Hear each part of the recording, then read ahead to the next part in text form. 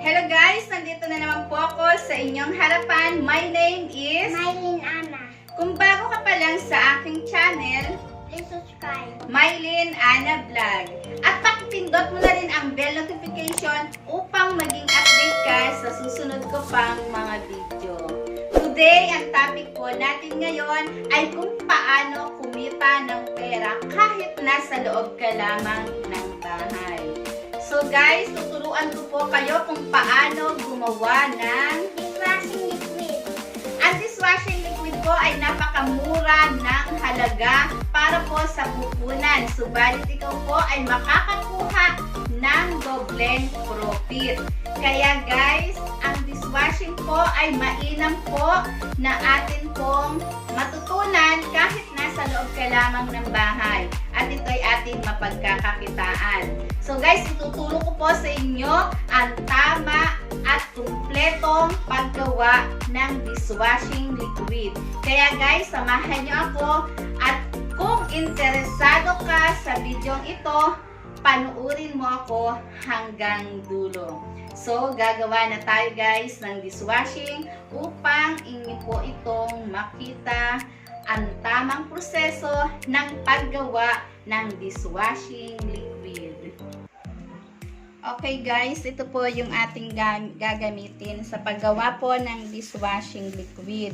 Ito po yung mga ingredients niya na atin pong gagamitin. Una po sa lahat, ito po 1 kilo na SLS. Para po ito sa 20 liters na ano po, na sukat po na gagamitin natin tubig. Tapos salt industrial. Yan, 1 kilo din po yan. Tapos ito po ay yung labsa. Tapos foam booster. Tinanggalan ko na po yan guys ng takip para pag nag-umpisa, tuloy-tuloy lang. Tapos ito po yung bubble enhancer. Preservative. Antibac. Guys, hindi puno yan ha. Ayan. Ito naman po ay neutralizer. Ito po yung lemon, yung flavor po niya. Kung ano pong gusto nyong flavor. May calamansi, may lemon, may bubble, sari-sari. Kayo pong bahala kung ano pong gusto nyo guys. Tapos ito po guys yung coloring. Ito po yung coloring niya. Para mas makakatipid guys. Ako po kasi ganito po yung binibili ko. Yung ganito kalaki. 1 liter. Para matagal-tagal. Yung hindi kada bili. Oh, yung mga ganyan po. Ayan po siya guys. Ayan. Yan po yung aking ginagamit sa paggawa po ng dishwashing namin. Okay guys, ilalagay na po natin itong SLS. Ito po yung una nating ilalagay guys para yan. Ang kasunod po niyan guys yung ito ay salt, industrial salt. Ito yung asin ng dishwashing.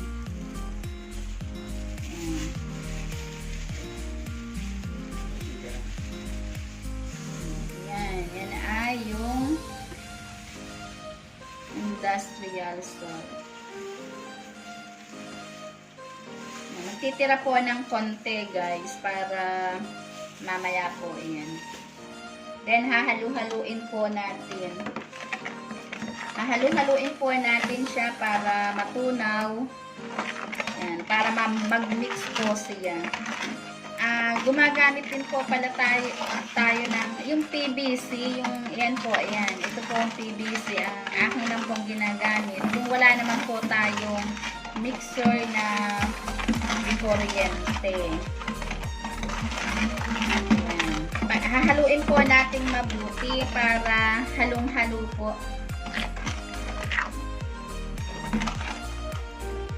Para halong-halo siya, ayan. Pwede na rin po natin i-mix po yung guys, yung iba, ayan. Ito po, para po maganda, para dire-diretso po. Yan po yung labsa. Isasama na po natin. Para mix na mix po yung ano niya, Para yung vitamins, kumbaga.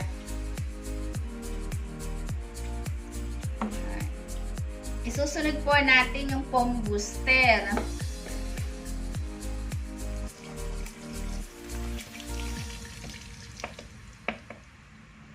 Pwede na po na pagsamasamahin agad. Tsaka po, ito po ay yung bubble enhancer. Ilalagay na rin po natin.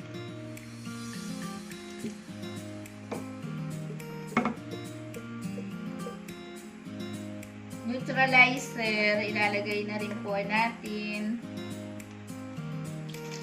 Tsaka po, yung antibac, importante po yung antibac. Tsaka po yung preservative, importante po yan. Hindi po yan dapat mawawala. Then guys, iuhuli po natin yung coloring po niya. Depende kung ano po ang gusto nyong coloring. Kung gusto nyo ng lemon, bubble, calamansi. Ngayon guys, halu-haluin na po natin para po mag-mix po siya. Para magsama-sama na po yung ingredients niya. Panuorin nyo guys para po malaman nyo po talaga yung saktong paggawa. Maganda lang po talaga na kahit nasa bahay lang po tayo, ay mayroon po tayong alam na pwede pong pagkakitaan.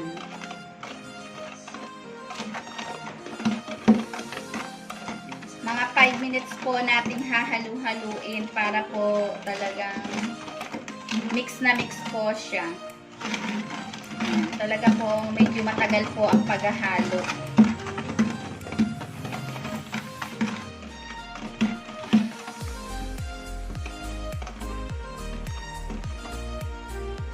Ayan. Meron naman din po dyan naka-ready ng tubig guys. Yung ilalagay na po natin yung tubig po. 20 liters siyang tubig guys. Yung tubig po, kailangan po hindi po siya poso. Kailangan gripo. Okay na po yung gripo na tubig gagamitin po natin. Ayan. Then hahalu-haluin po uli yan guys para talaga pong magsama-sama po yung mga ingredients po niya. Kasi kailangan po yan halong-halo. Haluin po ng 30 minutes po ang paghahalo niyan. Tiyaga lang po talaga. Sabi nga po nila, pag may tiyaga, may nilaga. Napakamura po ng puhunan yan. Yan, dishwashing na yan. 250 pesos po. Makakagawa na po tayo ng 20 liters na dishwashing. Yung 1 liter po, depende po ayan kung magkano nyo po ibebenta. Ako po, ang benta ko po sa 1 liter ay 40 pesos. Tapos pag yung 500 liters naman po, ay 20 pesos lamang. Kasi guys, maganda po talaga na kahit papaano po, may alam po tayo. Magagamit po natin yan.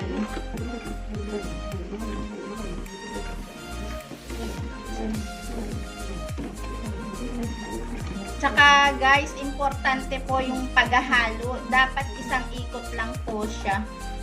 Hindi po pwedeng salu-salungat. Ayan.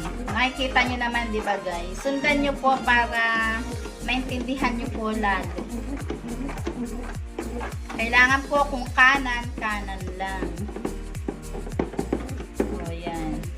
Hindi po hadlang ang kahirapan para kumita po ng pera. Sa halagang 250 pesos ay kikita po tayo ng doble. Kasi yung 250 pesos ay 20 liters na siya guys. Kaya magagamit po talaga natin yan sa hanap buhay. Malaking tulong po yan sa ating pagkakakitaan. Ayan. Nahalo na po siya guys ng mabuti. Basta tandaan po natin isang ikot lang po yung paghahalo.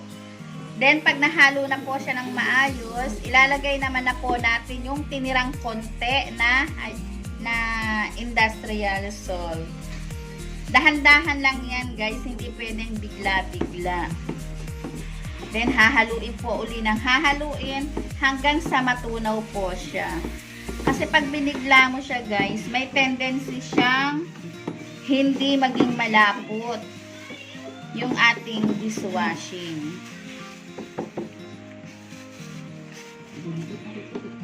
Oh. Haluin lang po ng haluin hanggang sa matunaw po siya. Isusunod na natin guys yung coloring. Itong kulay na ilalagay po natin ay kulay dilaw. Yan, yellow. Yan. Then, haluin po ng haluin uli. Basta isang halo lang, isang kung kanan, kung kaliwa, kaliwa. Hindi pwedeng pabago-bago. Basta pag na-mix na po ay nang na-mix yung basta po pag siya po ay na-mix na po, nahalo po siya ng mabuti hanggang sa lumapot po siya ng lumapot. Malapot na po yan guys, oh. Ayan. Okay na po. Ilalagay na po natin yung ano po yung scent. Ito po yung kanyang pabango. Lemon po yung ano, dahil dilaw po yung color niya, kaya lemon din po dapat yung flavor ng kanyang pabango. Mabango to guys, sobrang bango. O, di po ba? Sa halagang 250 pesos, magkakaroon ka ng 20 liters na dishwashing na maiibenta mo po ng 800 pesos. Kasi 40 nga po, 40 isang liter. So, 20 pieces na dishwashing ay 800 pesos. Ngayon po itong lemon ilalagay na po natin. Ayan. Lagay na po natin. O, yan. Napakabango. Super sa bango. Ayan. Napakalapot guys. Sobrang lapot. Hahaluin po yan. Hahaluin ang hahaluin para po yung pabango niya talagang mix na mix po siya. Yan. Sobrang lapot na guys. Yan. Then, 24 hours po yan. Tatakpan po natin yan. Then, bukas, pwede na po siyang isalin. Diba guys? Kahit nasa bahay lang po tayo, mayroon pong paraan para kumita po ng pera.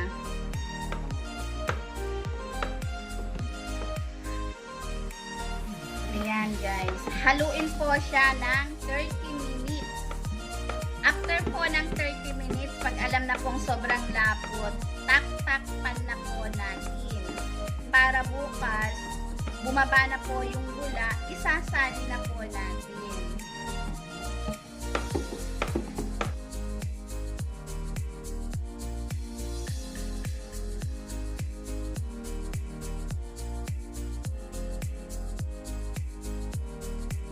Okay guys, sana natuto po kayo. Sana po subukan nyo rin po. Kasi napakalaki pong tulong po nito sa atin po sa araw-araw po na pangkabuhayan. Hindi po dahilan na wala po tayong pera para magkaroon po tayo ng pagkakakitaan. Kaya thank you so much po. Sana po patuloy nyo pa rin po akong suportahan.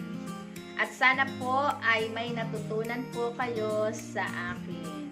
Maraming salamat. Thank you so much.